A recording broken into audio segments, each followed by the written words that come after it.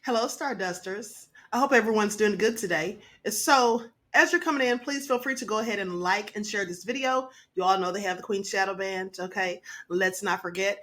Please be sure to like and share. And also, if you have not subscribed to this channel, you may want to go ahead and do that also, okay? Trust me, it's for your own benefit. Now, with that all being said, today I'm going to be talking about clairaudience, okay? I'm going to be talking about how sometimes we hear someone or something call our names and there's no one there. All right. What is the spiritual meaning of that? Well, let's talk about it. Okay. So let's just say if you're going through your day, you're sitting at home and there's no one there but you. And then all of a sudden you hear your name being called, but you know there's no one there but you, right? And so, sometimes this can be one of the ancestors, a relative who's passed on, someone from the spiritual realm, basically trying to communicate with you. Okay, trying to get in touch with you, trying to see if the frequency, is well enough so they can make that communication. But sometimes it can also be a malevolent spirit. Okay, it could be something demonic. So you just have to be careful and make sure you use your discernment. You see, this could also be a sign that you have clairaudience, and that's the gift of clear hearing. Okay, you may physically hear words or even full sentences being spoken, or perhaps you may hear thoughts, words, or sentences in your mind's eye. The voice may even sound familiar, like I said, that of a loved one. These things absolutely can happen. Now, some people can tap into the spiritual realm well enough to see things there and also to hear them as well. So, in fact, it may be a sign from the spiritual world that you're being visited by someone. Like I said, ancestors or spirit guide, you never know. And they may just be testing the connection, to see if it's possible to communicate with you. I've had these things happen to me. But like I said, sometimes it could be something nefarious and you don't want to answer because a lot of these malevolent lower vibrational deities, or not deities, but entities, they need to be invited in. Okay. And so if you hear someone call your name and you just answer and reply, well, they're taking that as if you have invited them in. Or if you hear a knock at the door late at night or tap on the window and you get up and open the window and look out, or you open the door, well, you just invited in some spirit. Okay. So you want to be careful about doing things like that. And I had something like that happen to me a few years ago. This was, well, actually, it was more than a few years ago. It's probably closer to a decade ago. Okay. So I was sitting at home and it was around 3 something in the morning, and I heard 3 knocks on the door, 3 taps. And so I went to my front door and I looked out the window. There's like a little glass window beside the door, and I looked out and I didn't see anyone there. Okay. But I didn't open that door because, first of all, who's going to be knocking on my door at 3 o'clock in the morning? And second, and I don't know they're going to be showing up, right? But then also, I know that these malevolent entities do that, and they do things in threes. So if it's a malevolent entity, they're 9 times out of 10 going to knock 3 times. If you hear tapping in the walls or on your windows, you'll usually hear it 3 times. And also, it'll usually occur around 3 a.m. in the morning, between midnight and 3 a.m. in the morning, because you see 3 a.m. is the witching hour. Okay? And so please pay attention to that. But now, in some cases, these messages may come in the form of sounds. You may hear different things when someone from the spiritual realm is trying to get in touch with you. So in technical terms, let's talk about clairaudience for a second. It's the innate ability to receive vocal messages from the spiritual realm. People with this ability often hear things that others cannot. They have a heightened sense of awareness and are highly intuitive when it comes to receiving messages in this manner. You see, that's why when they talk about people being crazy and saying that there's mental illness and stuff like that, because people are saying that they see and hear things that other people can't, sometimes these people are just spiritually gifted. Okay, that's just the case. Now, in some cases, the messages take the form of sounds, such as ringing in the ears or music. Those with clairaudience often describe the voices heard as sounding unlike any voice in their everyday life. You might hear this voice or sound as though someone were speaking right beside you, even if no one else is around. Now, when you hear your name being called, but no physical person has spoken it, could it be that you're hearing a message from the spiritual realm from your ancestors? Absolutely. Because your name is such a strong part of your identity, spiritual beings will use your name as a means to get your attention. My cousin who's passed on actually tapped me on the shoulder one morning to wake me up. I had a very important doctor's appointment, And my cousin tapped me on my shoulder, Carlos, and he called my name. And I know that I heard him and I knew it was my cousin also. And here's another thing. You can often tell if it's something malevolent because of the energy. Okay? Because of the energy you feel. If you feel, on edge, you feel like the hairs on the back of your neck stand up, if you feel anything frightful or low vibrational, scared, concerned, that's likely a malevolent spirit. Because when good spirits, okay, when benevolent spirits come to you, spirits who don't come to do you any harm or whatever, a relative or someone just coming to simply visit you, your spirit guide or whatever, there will be no fear. You see, there will be nothing that makes you feel uneasy. But malevolent spirits are, evil and nefarious. And so you will often have this low vibration, this scary feeling, uncomfortable feeling when they come around. Okay, so just be careful of that. Now, it's important to note that while the ancestors and spiritual beings may call your name to grab your attention, they will not necessarily deliver all of their messages in this fashion. Other messages may come in the forms of signs and symbols. Like I've told you, when you see angel numbers, which would be, repetitive numbers, like 333s, 222s, and so on and so forth. That's a sign that possibly one of your ancestors or someone, your spirit guide, whoever, is trying to get to, give you a message. Okay? And other signs that one might be clairaudient, are being sensitive to noise.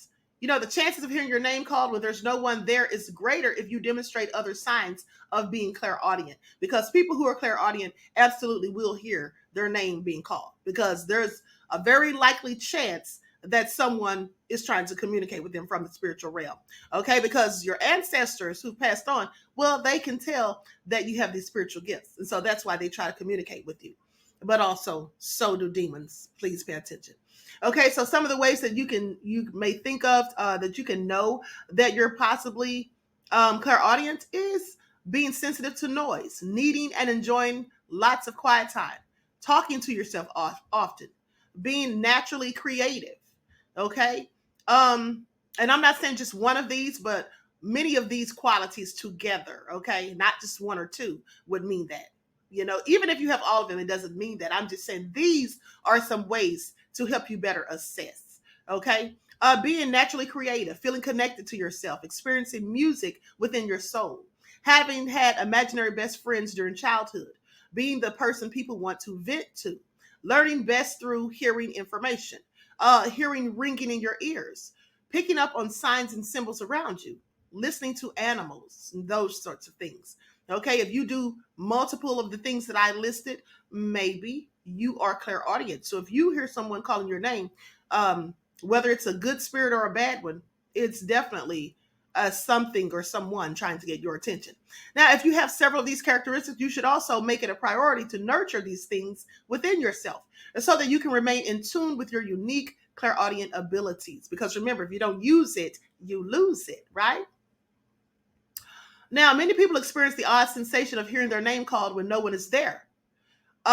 Many people have this happen to them.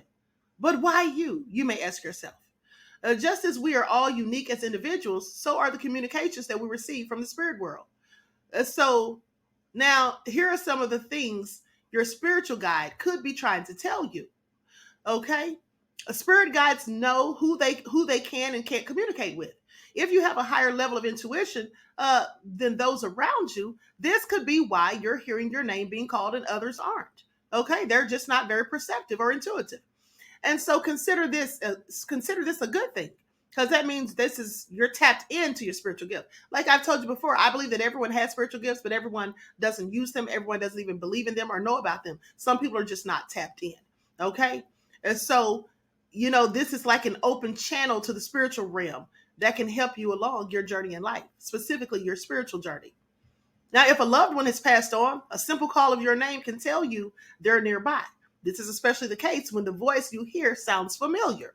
Okay, the spirits and ancestors are learning the best ways to communicate with you. Even clairaudient individuals don't always respond to the same stimuli. You see, ancestors speak to us in many different ways, from calling our names to appearing as dragonflies or other signs. Like I told you, they could be like a ball of lights, like the orbs. I've talked to you about spiritual orbs. These are just different ways that they may try to communicate with you. The spirit world will continue trying different things to communicate with you and to get your attention.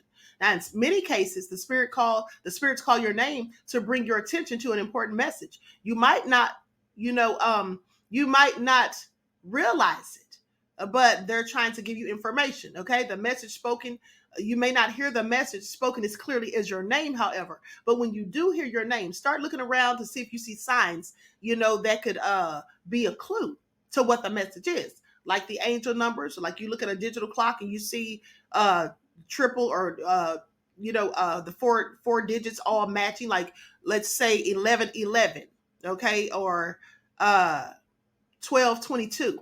Okay, something like that. Maybe there's a message somewhere in there, but you have to be paying attention or you'll miss it. Now, as you become more and more open, your intuitive senses increase in sensitivity as well. Your sixth sense picks up on all of these subtle energies. Okay, and hearing your name called or ringing in your ears is a byproduct of this spiritual growth. Okay, so even if you've never had these things happen to you, you may start experiencing them the more you become more spiritually in tuned and the more you raise your vibrations. Now, you can fine tune your clairaudience simply by making yourself open to receiving messages. The more closely you pay attention, the more likely you'll be to understand and accept these messages when they do come. All right. So with that all been said, if you've ever had any of these types of experiences, then please be sure to let me know. Leave me a comment telling me all about it, because I would love to hear this. But also make sure to remember that you don't just go answering or opening your door when you hear knocks late at night, specifically between the hours of 12 a.m. to 3 a.m. or anytime, shortly after 3 a.m., like 3:15, 3:20 or whatever. Because again, that 3 o'clock a.m. is the witching hour.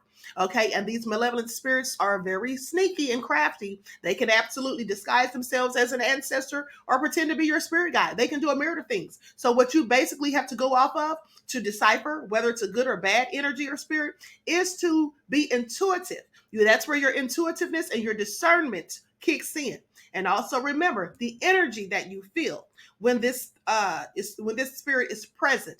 Do you feel fearful? Because remember, the Most High doesn't give us a spirit of fear. Okay, and fear is the lowest vibration. All right, love is the highest. So when the ancestors and your spirit guide come, they will come to you with the energy of love. And so you will feel like a lifting in the room, a lifting of your spirit. You will feel like a pleasantness. Okay, no fear at all. All right, but if it's something nefarious, you will likely feel uneasy, upset, confused, worried, concerned, and any of those things. And let me tell you, once I was, my son's father and I, when we were dating years ago, I was asleep. And he said that he woke up in the middle of the night and he saw this woman standing in the doorway watching me as I slept. And she was dressed all in white and had this beautiful long hair. And she was just standing there watching me. And I said to him, well, why didn't you wake me up? And he said, well, because you were resting. You were resting so good, I didn't want to disturb you. And then I said, well, did you get scared? And he was like, no, I was calm. He said, I didn't feel afraid at all. And so that let me know that was likely my spirit guide or one of my ancestors, nothing malicious or malevolent, because clearly he felt no need to be fearful. Okay. And so just pay attention to that. With that all been said, I wish you all love, peace, and prosperity. Each one teach one. That's how we grow and thrive. Do something productive, constructive, but never destructive. And always remember, beloveds, to keep the Most High first in your lives. And also, just to let you know that I may add a couple of videos to this video. Okay, I may link a couple of spiritual TikTok videos to this. I like to show you all different people's different spiritual information sometimes. So I may just do that. So with that all been said, I hope you all enjoyed this message, and always be sure to pay attention. Like I said, late at night, make sure that you're not just going and opening up your door without, knowing who or what is out there. If you're not expecting anyone at 3 a.m., if you're not expecting someone to be knocking on your door at that time of night, which most of us aren't, then don't just go and open your door. And if you hear someone calling your name and no one is there and you feel like concerned or whatever, maybe you shouldn't answer. Okay. Like I said, look around to see if you see the angel numbers, if you see any orbs of light, if you see anything that may give you the idea that it's an ancestor trying to communicate with you. But also be very careful and please, oh please, use your discernment and burn some sage. So people who are clairaudient, that means that their left side of their brain is extremely active. We are a left brain society. It is no coincidence that a lot of people have their left brains active. But this is the part of your brain that processes language. This is the same part of your brain that's going to process information that comes through and give it over to you as an audio stream, as a statement or a phrase, right? So people whose left side of the brain are developed may develop clairaudience even quicker than they develop clairvoyance. Whereas clairvoyance actually is the right side of your brain. It's the female side of your brain. And that is more about perceiving pictures and perceiving images, are more like looking at the world as a bigger picture, not necessarily narrowed in on a particular stream.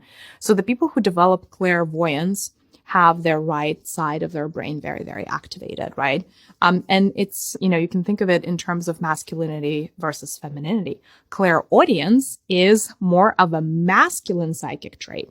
And by masculine, I don't mean male. I mean masculine. We all have both streams of energy in our bodies, the male and the female. Clairaudience is more of a masculine stream, just like claircognizance, right? Clear knowing, that's also a masculine psychic ability. Whereas clairsentience, clear feeling, and clairvoyance are more feminine. Those people can audibly hear secret conversations. This spiritual gift is real. So she's talking about clairaudience, when you're able to hear conversation even though you're miles away, you're not in the room. And I have this gift. Well, I grew up Christian and they used to gaslight me and say, no, that's just the devil talking. That ain't real.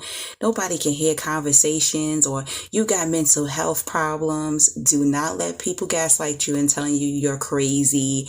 You have mental health issues. This is a spiritual gift.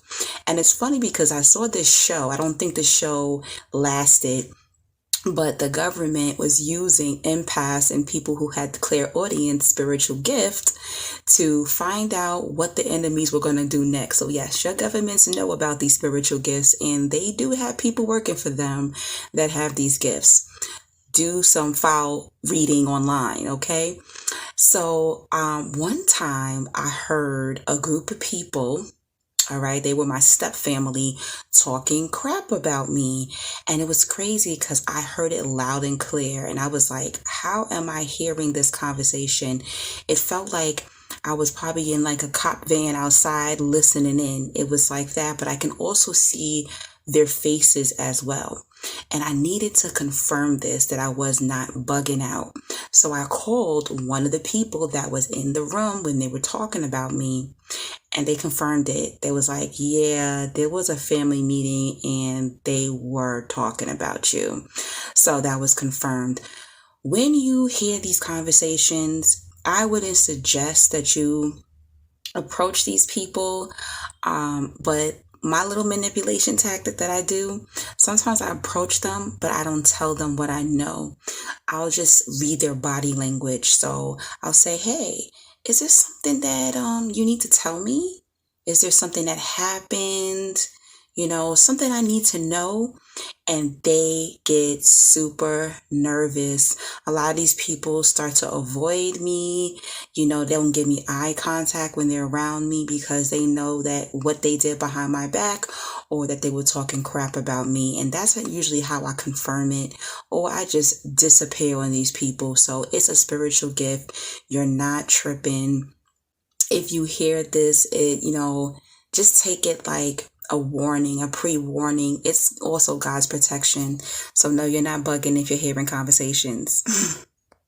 Do you have the psychic gift of clairaudience? There are about 4 phases to clairaudience as it develops. Let me know what phase you're on. Phase 1. This is the most common sign that most people with clairaudience have at the beginning, is you'll start to hear a buzzing in your ears. It'll be at different volumes, but it basically sounds like a static or a humming in your ears. Phase 2, that buzzing will start to convert into distant chatter. So it feels like you're in a room full of people and they're talking to each other, but not to you. Almost like you're overhearing a conversation. This happens a lot right before you fall asleep because your mind is the quietest then. Phase 3, over time that will evolve into a direct voice talking to you. Because it's not you, the accent might sound different, the tone of voice or word choice might even be different. So I had a guide use the term pussyfooting, which is a term I've never used. And when I said it out loud, I was like, all right, stage 4. In the 4th stage, you'll really be able to start distinguishing the voices and you'll be able to tell who's a spirit guide, who's your higher self. Experience won't be so confusing, it won't be so novel to you, you'll be used to it and you'll be able to distinguish between the voices. Is this you? Okay, with that all being said, I wish you all love, peace, and prosperity. Each one teach one. That's how we grow and thrive. Do something productive, constructive, but never destructive. And always remember, beloveds, to keep the Most High first in your life.